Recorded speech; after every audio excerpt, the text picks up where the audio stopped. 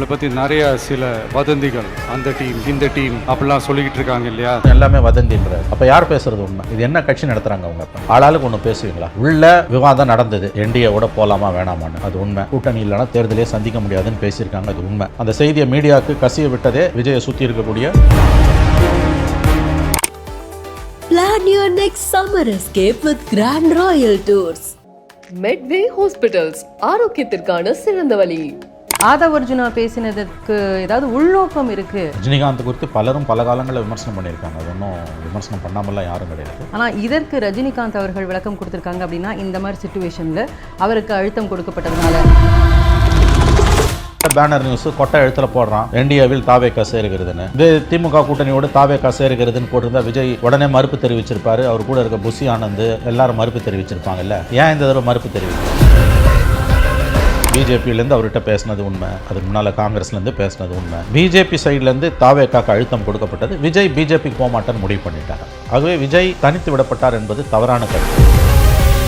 பிஜேபியோட ஒரு போவாரா இல்லையான்ற பேச்சை இவ்வளோ தூரம் வளர்க்க விட்டுறக்கூடாது. அப்போ இதில் திமுக பெரிதாக்கியது என்ற வாதமே அடிபட்டு போகுது. இவர் ரசிச்சார், அதை கடைசியில் வேணான்னு முடிவு பண்ணிட்டார். எடுத்த முடிவு நல்ல முடிவு தான் செக்குலர் ஆங்கிளில் பார்த்தீங்கன்னா. ஆனால் அது வெற்றி தோல்வியை தருமானா? எலெக்ஷனுக்கு அப்புறமாக தொடர்ந்து அரசியல் களத்தில் தான் இருக்க போறாரு. அப்படிங்கும்போது அவருக்கு இன்னும் எவ்வளோ டைட்டாக இருக்கும்? என்ன அரசியல் பண்ணிட்டார் அவர் இது வரைக்கும்? மே 5ஆம் தேதி மேலே என்னத்தை பண்ணிட்டு போறாரு? இப்பயே வராதவர் அப்பயவங்க வர போறாரு. வெளியிலே வரலங்க அவர். மீடியா கிட்ட பேசாத ஒருவர் அரசியல்வாதி எப்படி இருக்க முடியும்? வணக்கம் சார். வணக்கம் மேடம். சமீபத்தில் ஆதவ் அர்ஜுனா சூப்பர் ஸ்டார் அவங்கள பற்றி பேசினது, அதுக்கப்புறம் அதுக்கு மன்னிப்பு கேட்டார், இவர் திரும்ப அறிக்கையை விட்டாங்க. இவ்வளோ விஷயம் நடந்தாலும் கூட ஆதவ் அர்ஜுனா பேசினதுக்கு ஏதாவது உள்நோக்கம் இருக்குது அப்படிங்கிற ஒரு கருத்தும் வருதே சார். அது அவ்வளோ சீரியஸாக எடுத்துக்கணும். மேட்ரு முடிஞ்சிட்டு போச்சு, அதோட அவ்வளோதான். அதுக்கு மேற்கொண்டு அதில் பேசுகிறதுக்கு எதுவுமே இல்லைன்னு எனக்கு தோணுது. அது ஒரு பெரிய மேட்டரே கிடையாது. இது ரஜினிகாந்த் குறித்து பலரும் பல காலங்களில் விமர்சனம் பண்ணியிருக்காங்க. அது ஒன்றும் விமர்சனம் பண்ணாமலாம் யாரும் கிடையாது. இன்றைக்கி அவர் ஒரு கருத்தை தெரிவித்தார், அதுக்கு எதிர்வினை வந்தது. அவர் ரஜினி ஒரு அறிக்கை கொடுத்தாரு, அதுக்கு ஒரு விளக்கம் கொடுத்தாரு, ஆல்மோஸ்ட் மன்னிப்பு கேட்டார். மேட்ரு எண்ட்ஸ் தேர், அவ்வளோதான். ரஜினி திரும்ப அதுக்கு விளக்கம் கொடுத்தாரு அப்படிங்கிறதுல ஒரு விஷயம் பார்க்கப்படுது. ஏன்னா இவ்வளோ நாள் நீங்கள் சொன்ன மாதிரி நிறைய பேர் சொல்லியிருக்காங்க, அதுக்கு பெருசாக ரஜினி ரெஸ்பிரேட் பண்ணதில்லை. ஆனால் இதற்கு ரஜினிகாந்த் அவர்கள் விளக்கம் கொடுத்துருக்காங்க அப்படின்னா, இந்த மாதிரி சிச்சுவேஷனில் அவருக்கு அழுத்தம் கொடுக்கப்பட்டதுனால, அது திமுகலேருந்து வந்திருக்கலாம், பாஜகலேருந்து வந்திருக்கலாம், அதனால இவர் விஜயை சொல்லியிருக்கிறாரு அப்படின்றாங்க. எனக்கு தெரியாது அது அழுத்தமானு தெரியாது. மேட்ரு எண்ட்ஸ், முடிஞ்சு போச்சு, அவ்வளோதான். இஷ்யூ எலெக்ஷன் இஷ்யூவில் இதெல்லாம் எலெக்ஷன் இஷ்யூவே கிடையாது. மெயின் இஷ்யூ இந்த 5 வருட ஸ்டாலின் ஆட்சி வேணுமா வேணாமான்றதான், ஆட்சியோட நிறை குறைகள் தான் இஷ்யூ. இதெல்லாம் சைடு இஷ்யூஸ். இதை பற்றி நாம் பேசுவதை தவிர்க்கலாம். இது பிரச்சனையே கிடையாது. இது ஆதவ் அர்ஜுனா அன்றைக்கி 90 சீட்ஸு 2.5 வருஷம்லாம் பேச்சு நடந்தது அப்படின்னு அவர் சொல்கிறார். ஆனால் அதுக்கு முந்தைய நாள் சிடிஆர் நிர்மல்குமார் அவர்கள் ஒரு பதிவு போடுறாங்க, எங்ககிட்ட அந்த மாதிரிலாம் எதுவுமே பேசலை, அப்படி எதுவுமே இல்லை, வதந்திகளை நம்ப வேண்டாம்னு அவர் தான் போடுறாரு. அடுத்த நாள் ஆதவ் அர்ஜுனா 90 சீட்ஸு 2.5 வருஷம்னு பேசினாங்க அப்படின்னு அவர் பேசுகிறாரு. அப்போ அவங்களுக்குள்ளேயே ஒரு கான்ட்ரடிக்ஷன் இருக்குது. இதுதான் கொஸ்டின், இதுதான் மெயின் இஷ்யூ. இதை தான் நம்ம பேசணும். ரஜினி இஷ்யூ கிடையாது. அவங்க கட்சிக்குள்ளே ஒருமித்த கருத்து இல்லை. ஒருத்தர் சொல்கிறாரு எங்ககிட்ட 90 சீட்டு 2.5 வருஷம் சிஎம் போஸ்ட் வரைக்கும் வந்தாங்க அப்படின்றாரு. இன்னொருத்தர் யாருமே எங்ககிட்ட பேசலன்றாரு. விஜய் இஃப்தார் பார்ட்டியில் பேசும்போது அவரும் எல்லாமே வதந்தின்றாரு. அப்போ யார் பேசுகிறது உண்மை? இது என்ன கட்சி நடத்துகிறாங்க அவங்க? இப்போ what sort of political party is it? ஆளாளுக்கு ஒன்று பேசுவீங்களா? வாய் இருக்கின்றதுக்காக பேச முடியுமா? உள்ள விவாதம் நடந்தது, என்டிஏவோட போகலாமா வேணாமான்னு, அது உண்மை. வீடியோ கான்ஃபரன்சிங்கில் அவங்க மாவட்ட செயலாளர்களோட பேசினாங்க. அதில் 90% கூட்டணி இல்லைனா தேர்தலே சந்திக்க முடியாதுன்னு பேசியிருக்காங்க, அது உண்மை. அந்த செய்தியை மீடியாவுக்கு கசிய விட்டதே விஜயை சுற்றி இருக்கக்கூடிய முக்கியமான தாவேகா நண்பர்கள் தான், அவருடைய கட்சிக்காரங்க தான். ஒன்று. ரெண்டாவது, பிஜேபியிலேருந்து அவர்கிட்ட பேசினது உண்மை, அதுக்கு முன்னால் காங்கிரஸ்லேருந்து பேசினது உண்மை, ஏடிஎம்கேலேருந்து ஓரளவு பேசினது உண்மை. ஒரு கட்டத்தில் ஏடிஎம்கே நிறுத்திக்கிட்டாங்க, காங்கிரஸ் பேசி மூக்கறுபட்டு அவங்க போயிட்டாங்க வேணான்ட்டு போயிட்டாங்க விஜயை. பிஜேபி சைட்லேருந்து தாவேகாக்கு அழுத்தம் கொடுக்கப்பட்டது. விஜய் பிஜேபிக்கு போக மாட்டேன்னு முடிவு பண்ணிட்டார். ஸோ காங்கிரஸ் விஜய் வேண்டாம் என்று அவங்க போயிட்டாங்க, ஆனால் பிஜேபி வேண்டாம் என்று விஜய் முடிவெடுத்து விட்டார். ஆகவே விஜய் தனித்து விடப்பட்டார் என்பது தவறான கருத்து. விஜய் வேணான்னு காங்கிரஸ் சொல்லிட்டு போயிடுச்சு. பட் பிஜேபி விஷயத்தில் இட் வாஸ் டிவிகேஸ் டிசிஷன்.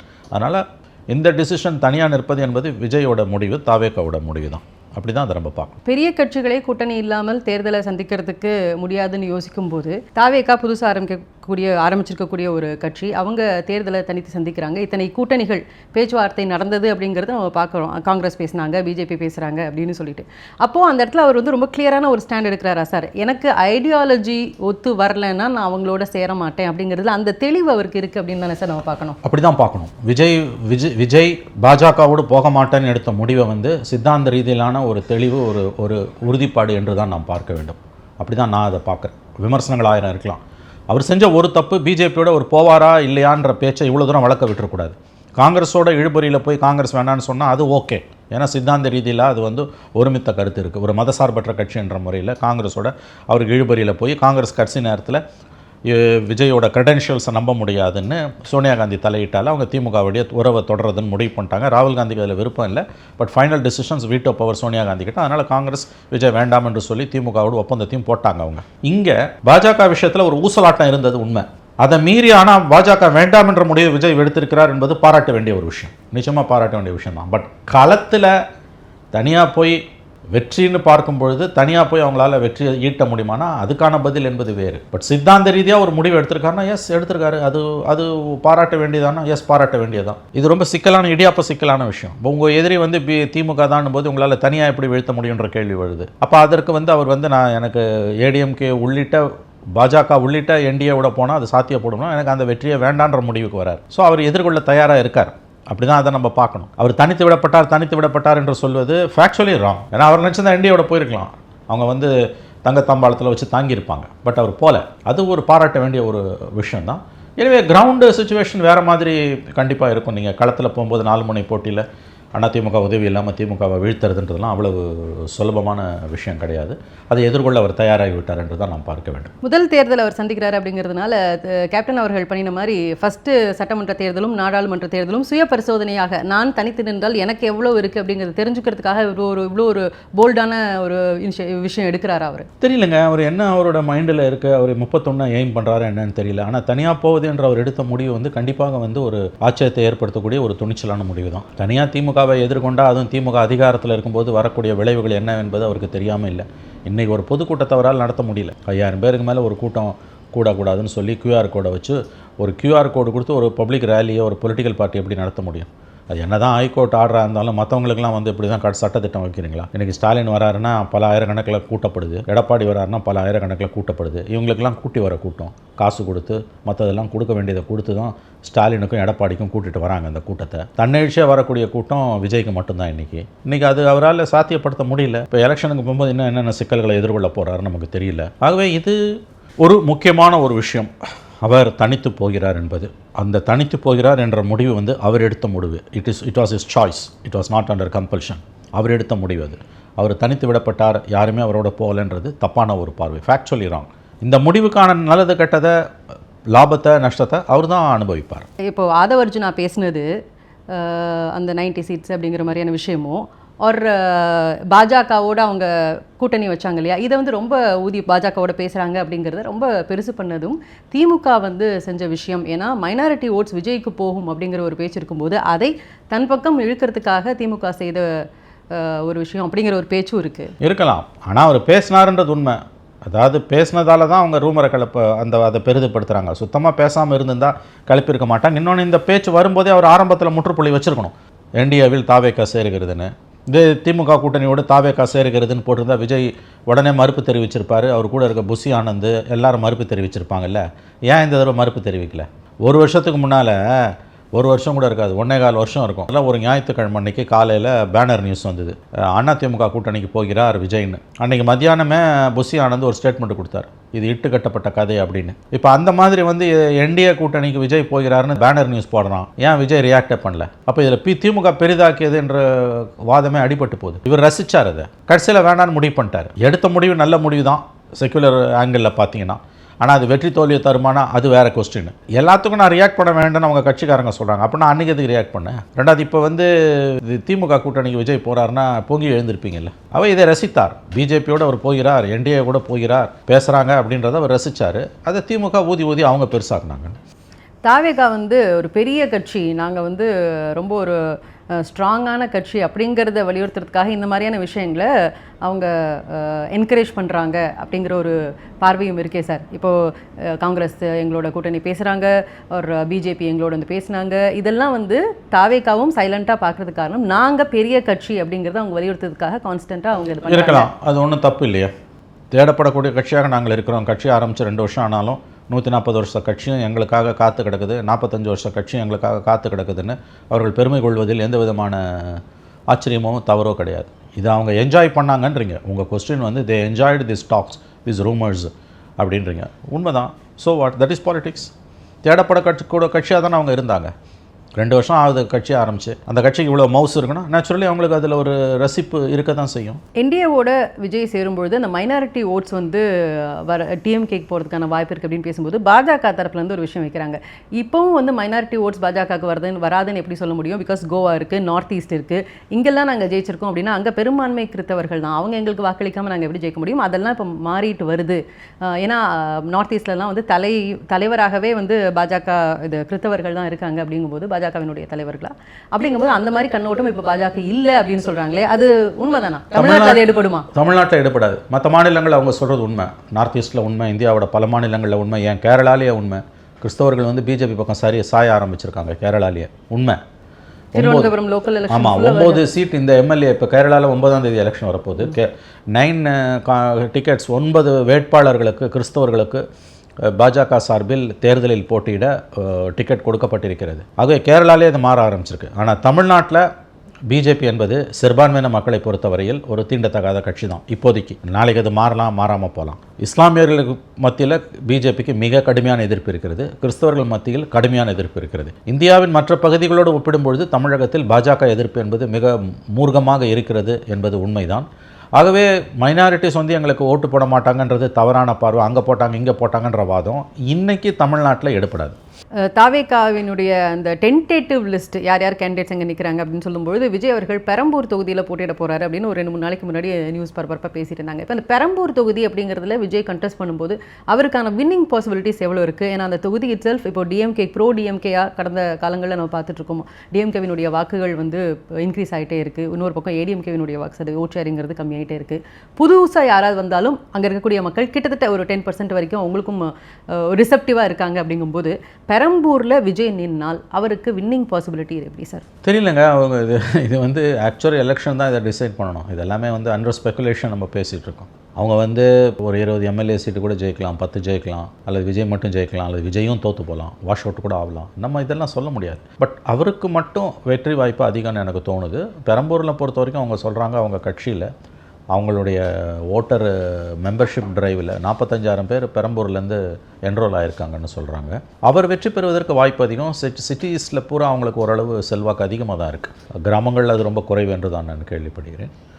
ஸோ தனிப்பட்ட முறையில் விஜய் அவர்களுக்கு பெரம்பூரில் ஒருவேளை ஒரு பெரம்பூரில் நின்னா பெரம்பூர் திருச்சின்றாங்க, அங்கே வெற்றி வாய்ப்புகள் அதிகம் என்று தான் எனக்கு தோன்றுகிறது. எனவே தீஸ் ஆர் ஆல் திங்ஸ். நம்ம ரொம்ப இதை பற்றி பேசக்கூடாது. இது ரொம்ப ஸ்பெக்குலேஷன் ஆகிடும். இது கிடையாது பாலிடிக்ஸ். எவன் ஜெயிப்பான் எவன் தோப்பான்னு பேசுகிறது கிடையாது பாலிடிக்ஸ். என்ன மாதிரியான திட்டங்களை நீங்கள் மக்கள் முன்னால் வைக்கிறீங்க, என்ன மாதிரியான சித்தாந்தங்களை மக்கள்கிட்ட கொண்டு போகிறீங்க, அதுதான் அரசியலை ஒழிய தனிநபர் சார்ந்து இவர் ஜெயிப்பாரா அவர் ஜெயிப்பாரான்னு பேசுவது அரசியல் கிடையாது. அவங்க என்ன செயல் திட்டங்களை மக்கள் முன்னால் வைக்கிறாங்க. 4 முனை போட்டி என்பது ஆல்வேஸ் அட்வான்டேஜ் ஃபார் டிஎம்கே. அப்படி இருக்கும்போது விஜய் உடைக்கிற ஓட்டு திமுக அட்வான்டேஜா ஏடிஎம்கேக்கு அட்வான்டேஜானா என்ன பொறுத்த வரைக்கும் அந்த டிஎம்கேக்கு தான் advantage. It will be like 1989 elections. 4 corner ஃபைட்டில் திமுக ஜெயிச்சு 13 வருஷம் வனவாசத்துக்கு பிறகு ஆட்சிக்கு வந்தது. அத்தகைய சூழல் தான் தமிழகத்தில் இப்போ இருக்குதுன்னு எனக்கு தோணுது. Any 4 corner fight it's advantage for DMK. 89 அவங்க அதிகாரத்தில் இல்லை, இப்போ அதிகாரத்தில் இருக்காங்க. ஆன்டி இன்கம்பன்சி இருக்குது, அது ஒன்று தான் disadvantage. But still anti incumbency 3 உடையிறதால it's clear advantage for DMK. Minorities votes வந்து பெரிய அளவில் டிஎம்கேக்கு கன்சால்டேட் ஆகுது. விஜய் ஒரு சிறிய அளவில் வேணால் கிறிஸ்தவர்கள் ஓட்டை உடைக்கலாம், இஸ்லாமியர்கள் ஓட்டை அது கூட உடைக்க முடியாது. So it seems the 4 corner fight is என்னை பொறுத்த வரைக்கும் இந்த தேதியில் இன்னும் 1 மாதம் இருக்குது எலெக்ஷனுக்கு. வேறு ஏதாவது பெரிய டெவலப்மெண்ட் இல்லாத வரைக்கும் இட்ஸ் அட்வான்டேஜ் டிஎம்கே தான் எனக்கு தோணுது. அவருடைய ஜனநாயகன் படத்தை பொறுத்த வரைக்குமே வந்து எலெக்ஷன் கமிஷன் அதை பார்த்து பெர்மிஷன் கொடுக்கணும் அப்படின்னு சொல்லியிருக்கிறாங்க தணிக்கையில் இருந்து. ஸோ அந்த அளவுக்கு அந்த படம் வந்து ஒரு பரப்புரை படமாக இருக்கக்கூடிய பட்சத்தில் ஆமாம், நேச்சுரலி அது வரும். இல்லை நீங்கள் அந்த படத்தில் அரசியல் பேசப்படுது அதிகமாக நான் கேள்விப்பட்ட வரையில். ரெவ்யூ கமிட்டிக்கு போயிருக்குது, சென்சார் முடியாதுன்னு சொல்லி ரெவ்யூ கமிட்டியில் ரிவ்யூ கமிட்டியில் எவ்வளோ கட்ஸை ரெக்கமெண்ட் பண்ணாங்கன்னு நமக்கு தெரியாது. பட் அதை விட முக்கியமானது இன்ட்ரெஸ்டிங்காக வந்து எலெக்ஷன் கமிஷன் டிசைட் பண்ணணும்னு அவங்க சொன்னாங்கன்னு ஒரு செய்தி வருது. அது எந்த அளவு உண்மைன்னு தெரியல. இந்த செக்ஷன் ஆஃப் மீடியா அதை கேரி பண்ணியிருக்கு. அதோட நம்பகத்தன்மை நமக்கு தெரியல. அப்படி இருந்ததுன்னா ஐ திங்க் அதில் ஒன்றும் ஆச்சரியம் இல்லைன்னு எனக்கு தோணுது. ஏன்னா இஸ் அன் ஆக்டர், அவருக்கு ஒரு ஆடட் அட்வான்டேஜ் இருக்குது, அதனால் இதை ரிலீஸ் பண்ணக்கூடாதுன்னு யாராவது அப்ஜெக்ட் பண்ணுறாங்கன்னா எலெக்ஷன் கமிஷன் அதை கேட்டு தான் ஆகணும். இது பிகாஸ் லெவல் பிளேயிங் ஃபீல்டு வந்து அங்கே இல்லாமல் போகுது. So I think but it's interesting one. ஒரு ஆக்டர் அரசியலுக்கு புதிதாக வந்தவருடைய படம் சர்ச்சைக்குள்ளாகி ரெவ்யூ கமிட்டிக்கு போய் ரெவ்யூ கமிட்டி கிளியர் பண்ணிட்டு அப்படி தான் தோணுது. ரெவ்யூ கமிட்டி கிட்டத்தட்ட கிளியர் பண்ணியிருக்காங்க தான் தோணுது. அதனால தான் எலெக்ஷன் கமிஷனுக்கு they are sending the ball to the election commission's court. Election commission என்ன முடிவு எடுக்கும் நமக்கு தெரியாது. இது ரொம்ப பெக்யூலரான ஒரு சுச்சுவேஷன். என்ன கேட்டிங்கன்னா நீங்கள் எலெக்ஷனுக்கு பிறகு அந்த படத்தை ரிலீஸ் பண்ணலாம். You should not have an added advantage for any player. என்ன சொல்ல போனீங்கன்னா என்னை பொறுத்த வரைக்கும் எலெக்ஷன் டைமில் all the state governments must be dismissed and put under president's rule. அப்படி தான் எனக்கு தோணுது. இது வந்து நீங்கள் வந்து எல்லா விதமான அதிகாரங்கள் அஃப்கோர்ஸ் இப்போயே கிட்டத்தட்ட வந்து அதிகாரங்களை கையில் எடுத்துடுறாங்க. பட் ஸ்டில் ரூலிங் பார்ட்டிக்கு இருக்க அட்வான்டேஜ் வந்து அப்போசிஷனுக்கு கிடையாது. நான் இது திமுக எதிராக பேசுகிறேன்னு நினைக்காதீங்க, அப்படி இல்லை. ஏடிஎம்கே இருந்தாலும் இதே தான் பொசிஷன். ஆகவே வந்து ஒரு லெவல் பிளேயிங் ஃபீல்டு வேணும்னா எனவே நீங்கள் பிரசிடென்ட் ரூல் போட முடியாது, அது கான்ஸ்டியூஷனில் இடம் இல்லைன்னும் பொழுது அதிகப்படியாக நீங்கள் வந்து அதிகாரிகளை கம்ப்ளீட்டாக மாற்றணும். சீஃப் செக்ரட்டரிலேருந்து டிஜிபிலேருந்து கமிஷனர்லேருந்து முக்கியமான ஜோனல் ஐஜிஸ்லேருந்து மேஜிஸ்ட்ரேட்ஸ் முதற்கொண்டு இப்போ வட இந்தியாவிலலாம் மேஜிஸ்ட்ரேட்ஸ் எல்லாம் மாற்றுறாங்க. நம்ம ஊரில் அந்த இது கான்செப்ட் இல்லை. ஸோ லெவல் பிளேயிங் ஃபீல்டு வேணும்னா எப்படி படம் ஓடக்கூடாதுன்னு நீங்கள் சொல்கிறீங்களோ அதிகாரத்தில் இருக்கவங்கள வச்சுக்கிட்டும் நீங்கள் எலெக்ஷன் நடத்தக்கூடாது. That concept should evolve. But that's an all India scenario. நம்ம தமிழ்நாட்டுக்கு மட்டும் அதை பேச முடியாது. படத்தை பொறுத்த வரைக்கும் டெஃபினட்டாக வந்து அந்த படத்தை வந்து தேர்தலுக்கு முன்னால் ரிலீஸ் பண்ணாமல் இருக்கிறது நல்லதுன்னு எனக்கு தோணுது. Because it just gives an added advantage விஜய்க்கு. அது ஜனநாயகத்தில் அதுக்கு இடம் இருக்கக்கூடாது. லெவல் பிளேயிங் ஃபீல்டு எல்லாருக்கும் இருக்கணும். எலெக்ஷனுக்கு அப்புறமாக களம் அப்படிங்கிறது விஜயோட ஸ்டேட்டஸ் அப்படிங்கிறது எவ்வளோ டஃப்பாக இருக்க போகிறது? பிகாஸ் அவருடைய ஸ்டேட்மெண்ட் படியே is not going back to சினிமாங்கிறது தான் அவர் சொல்லியிருக்கிறாரு. அப்போது அவர் சினிமாவுக்கு போகல, எலெக்ஷனுக்கு அப்புறமாக தொடர்ந்து அரசியல் களத்தில் தான் இருக்க போகிறார். அப்படிங்கும்போது அவருக்கு இன்னும் எவ்வளோ டைட்டாக இருக்கும் நெக்ஸ்ட் வரக்கூடிய நாடாளுமன்ற தேர்தலை சந்திக்கிறதுக்கோ அல்லது ஒரு 2031க்கோ அவரை தயார்படுத்துறதுக்கான களமாக இது அமையுமா? அவருக்கு ஏதுவாக இருக்குமா? இதுக்கு பதில் சொல்ல முடியாதுங்க. அவர் இது வரைக்கும் நம்ம அவரை பார்த்ததுன்றது வந்து அவரை நம்ம முழுசாக இன்னமும் பார்க்கல. அவரோட கேரக்டர் என்னென்னு நமக்கு தெரியல. பொலிட்டிக்கல் கேரக்டரே இன்னும் மொத்தமாக தெரியல. பல விஷயங்கள் அவருக்கு கருத்தே இல்லை. அவர் மீடியாவோட இன்ட்ராக்ட் பண்ணுறதே இல்லை. அவர் கட்சிக்காரங்கிட்ட கூட எல்லாரோடையும் அவர் இன்ட்ராக்ட் பண்ணுறதில்ல. அந்த ஃபஸ்ட் ரிங்கில் இருக்கக்கூடிய முக்கியஸ்தர்களோட மட்டும்தான் இன்ட்ராக்ட் பண்ணுறாரு. கேடர்ஸோட கூட வந்து அவர் ஒன்றும் பெரிய அளவில் இன்ட்ராக்ட் பண்ணுறது கிடையாது. அவரை வந்து நம்ம சைக்கோ அனாலிட்டிக்கலாக ப்ரொஃபைல் பண்ணோன்னா பல விஷயங்கள் வந்து புதிராக தான் இருக்குது. அவரால் வந்து ஒரு கன்சிஸ்டன்ட் ஃபைட்டை வந்து பண்ண முடியுமான்லாம் எனக்கு டவுட்டாக இருக்குது. ஏன்னா இந்த 2 வருஷத்தில் அவரோட அரசியல் என்பது வந்து ஒரு அரசியல்வாதிக்குரிய எந்த இலக்கணத்துக்கும் உட்படாததாக தான் இருக்குது. ஒரு வித்ட்ராவல் டைப்பில் இருக்கக்கூடிய முழுக்க வந்து ஒதுங்கி இருக்கக்கூடிய ஒரு நபராகத்தான் இருக்கிறார். ஸோ அப்படி இருக்கக்கூடிய ஒருவர் வந்து வந்த முதல் தேர்தலையே நான் வந்து வெற்றி பெறுவேன், நான் தான் சிஎம் ஆவேன்னு சொல்லிட்டு அது இல்லாமல் போகும்பொழுது, பிகாஸ் அவங்க ஒன்றும் ஜெயிக்க போகிறது கிடையாது, அதில் எந்த சந்தேகமும் வேணாம். அப்போ ஒரு ஆட்சி மாற்றம் வந்து ஸ்டாலினே வந்தாலும் அல்லது ஆட்சி மாற்றம் எடப்பாடி வந்தாலும் அவருடைய நிலைப்பாடு என்பது என்ன என்பதெல்லாம் வந்து $1 மில்லியன் கொஸ்டின். அவர் என்ன பண்ணுவார் என்றதெல்லாம் நம்ம ஒன்றும் இன்றைக்கி வந்து இது ரொம்ப speculative.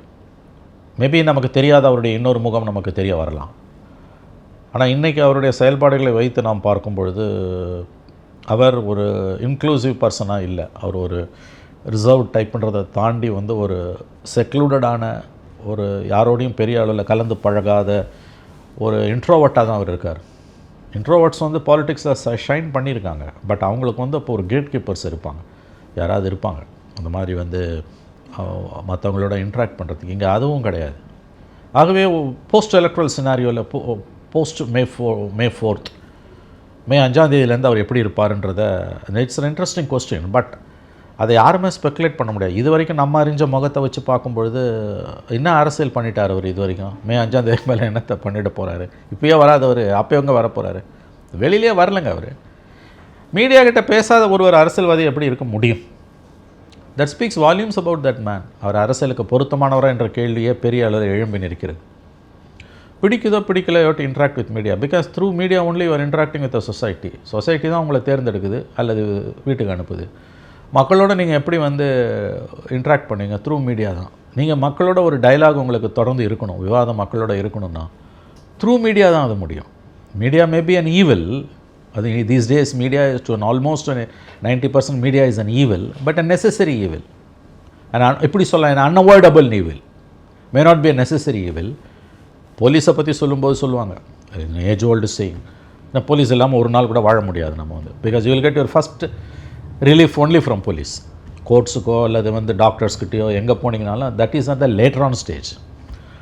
So then is said by somebody, some great men said this. நான் அதை வந்து ரீஃப்ரேஸ் பண்ணி சொல்லுவேன். These days media to an extent over 90% is an evil, but an unavoidable evil, especially for a politician. அப்போ இது இல்லாமல் நீங்கள் வந்துங்க, நீங்கள் ஒரு இன்ட்ராக்ஷனே இல்லையங்க. நான் யார் கேட்ட கேள்விக்கும் பதில் சொல்ல மாட்டேன், ஏன்னா எவன் கேட்குறதுன்ற that attitude is arrogant. That sort of arrogant will not take you anywhere. உடனே அவன் பேசல இவன் பேசலன்றது அது கிடையாது. இது ஒன்றும் மனராட்சி கிடையாது உங்களுக்கு வந்து. ஆகவே போஸ்ட் எலெக்ஷன் மே 4th பிறகு, மே 5ஆம் தேதியிலேருந்து அவர் எப்படி இருப்பார்ன்றது it's an interesting question. Wait பண்ணி தான் நம்ம பார்க்க முடியும். மே 4th வரைக்கும் அவர் எப்படி இருக்காதுன்றது தெரியாத போது மே 4th பிறகு எப்படி இருப்பார் நம்ம எப்படி யோசிக்க முடியும். நம்ம இமீடியட் இஷ்யூவை பார்க்கும்போது அவர் என்ன கேம்பெயினுக்கு எங்கே வரப்போகிறாரு, எத்தனை இடத்துல பிரச்சாரத்துக்கு போவார், இல்லை ரொம்ப அப்படி பேக் டு பேக் வச்சிருக்கிறாரு அடுத்த 30 நாட்களுக்கு அப்படின்னு அப்படிலாம் அவங்க சொல்கிறாங்க. தட்ஸ் வாட் தே சே. அப்படிலாம் பண்ணும்போது காட் ஃபார்பிடன் எதுவும் நடக்கக்கூடாது. கரூர் இன்சிடென்ட் மாதிரி ஏதாவது ஒன்று அதில் 10ல் 1 பங்கு நடந்துருதுன்னு வச்சுக்கோங்க, தென் இஸ் ஃபினிஷ்ட். ஏன்னா வந்து opposition is waiting like vultures.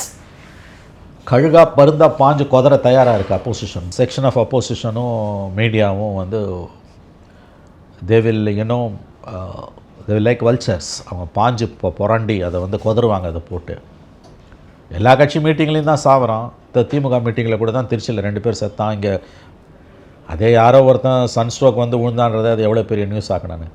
So media is doing injustice to Vijay, அதிலெல்லாம் சந்தேகம் கிடையாது.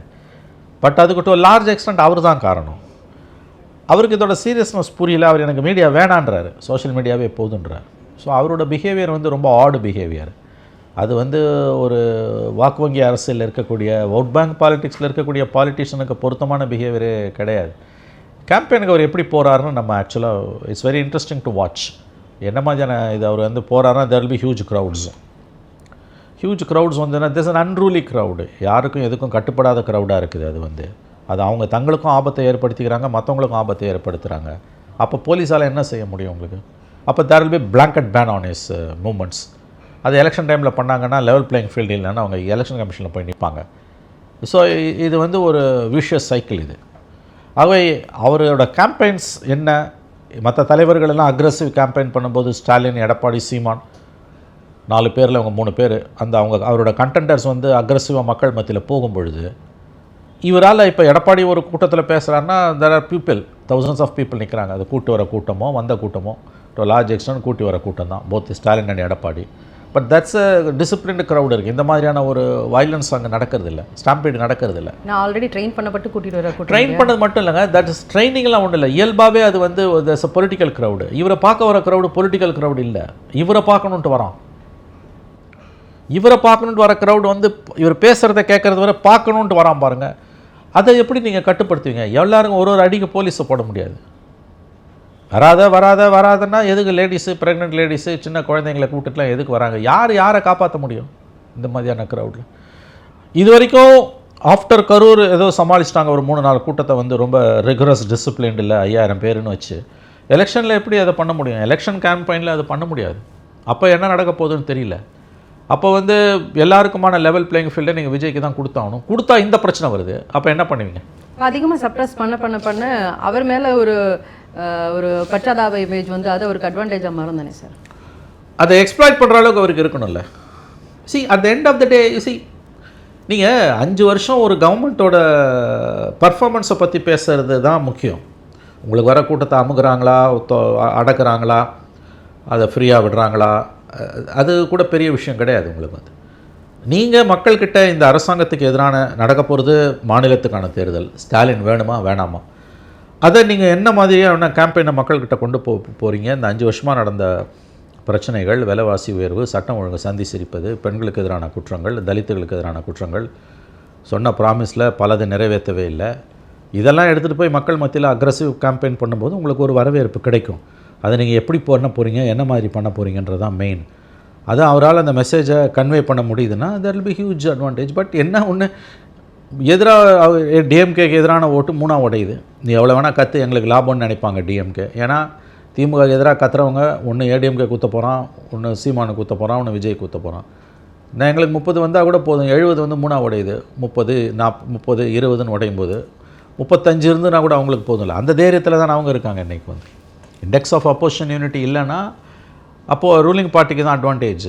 ஏஜ் ஓல்டு தியரி அது அவங்க அப்போசிஷன் தான் யோசிக்கணும். அது Plan your next summer escape with Grand Royal Tours. Medway hospitals, ஆரோக்கியத்திற்கான சிறந்த வழி.